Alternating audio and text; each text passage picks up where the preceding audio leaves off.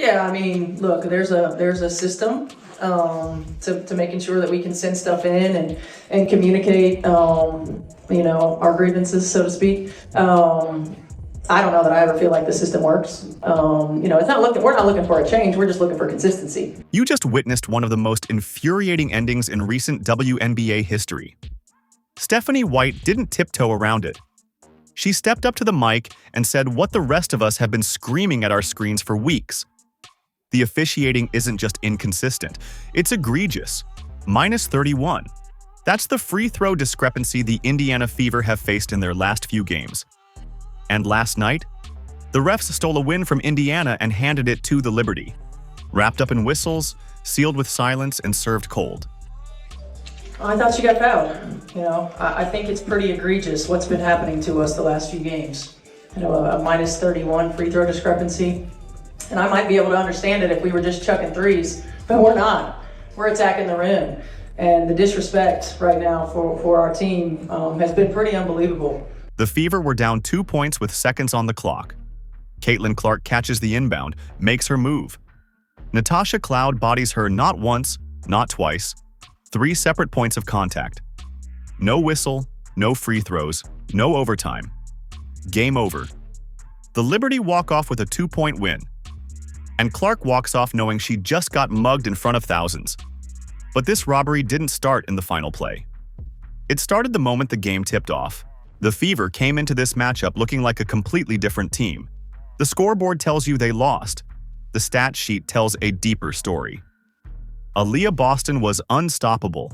27 points, 13 rebounds, pure domination in the paint.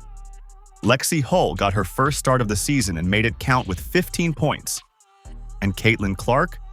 18 points, 10 assists, fearless drives, and still the target of every hard foul the refs refused to call. The Fever were electric in the third quarter, outscoring the defending champions by 17. They took a 12-point lead into the fourth, but the referees took over from there. And it wasn't subtle. The Liberty shot 32 free throws. The Fever, just 15. That's not a small difference, that's game-altering. And when a 2-point game ends with one team getting over double the trips to the line, it raises questions. Serious questions. Not just about one call, but about the integrity of the officiating itself. Let's go to the tape. First bad call. Dewana Bonner drives the lane. Wide open layup. Gets hammered mid-air. No whistle.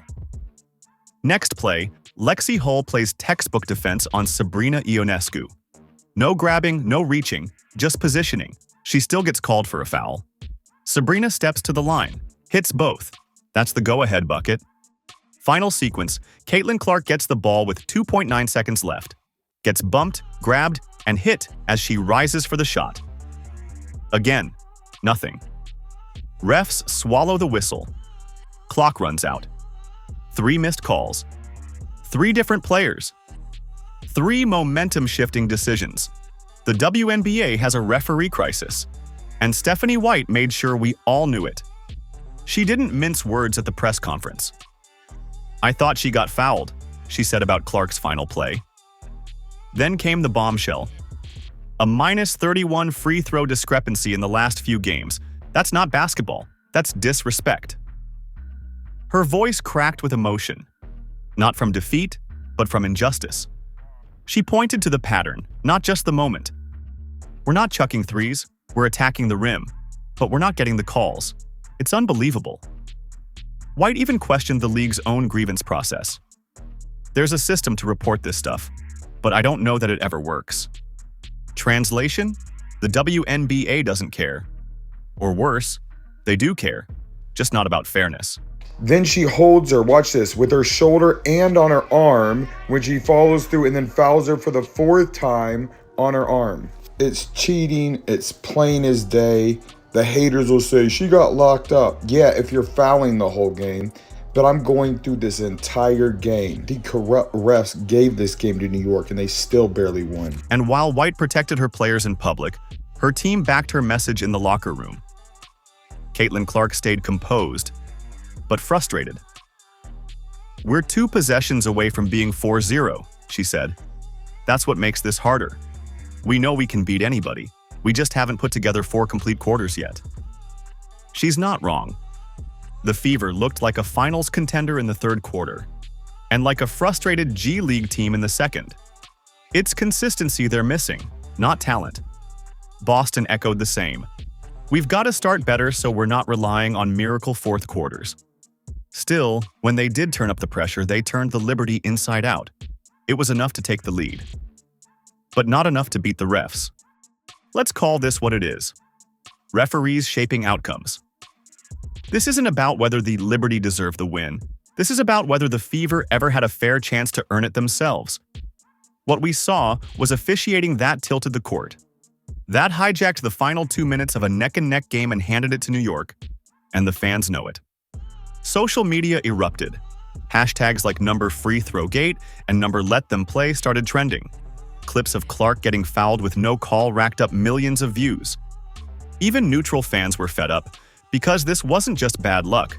It was broken logic. Referees are there to enforce the rules, not script the ending. But here's the plot twist nobody saw coming. This could be exactly what the Fever needed. You see, moments like this, the ones where you get robbed in public, where nobody saves you, where the crowd boos and the whistle never comes, those are the moments that forge champions. Lexi Hull just proved she's ready to start. Aaliyah Boston just proved she can take over a game. And Caitlin Clark? She proved she'll fight through everything, even when the refs are against her. This isn't just a team with star power. This is a team with grit. Even role players like Natasha Howard and Kelsey Mitchell are stepping up in moments that matter. Sophie Cunningham's hustle, Dantas's defensive energy, they're finding pieces, and every single player now has a chip on their shoulder. Because the Fever didn't just lose a game, they were humiliated by the very system that's supposed to be impartial. The disrespect is fueling something dangerous. They're building an identity. It's no longer just Caitlin Clark and the Fever. It's us against everyone. And if you've watched sports long enough, you know exactly how powerful that mindset is. Championship teams aren't built in blowouts. They're built in heartbreaks. And this one? This was a gut punch. But it also lit the fire. Let the refs try to stop them. Let the league ignore the obvious. Let the bias continue. Because now the Fever are angry. They're unified. They're learning to tune out the noise and fight through it. And when the playoffs roll around, this team won't just be ready. They'll be battle-hardened. Every whistle they didn't get, every call that went the other way, every time they were told to just play through it, that all becomes fuel.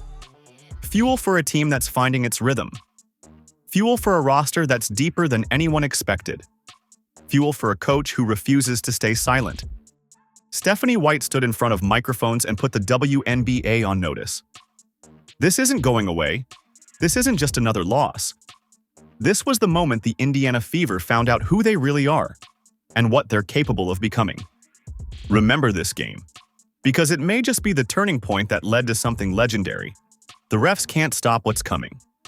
They can delay it, they can frustrate it, but they cannot contain the fire that's been started. The Fever are about to burn brighter than ever. Let us know what you think of the officiating in the comments below. And don't forget to subscribe, because if this team keeps fighting like this, you're going to want front row seats. Click the video on screen to watch what happened last time Clark faced the Liberty, and how it all built to this moment. See you there.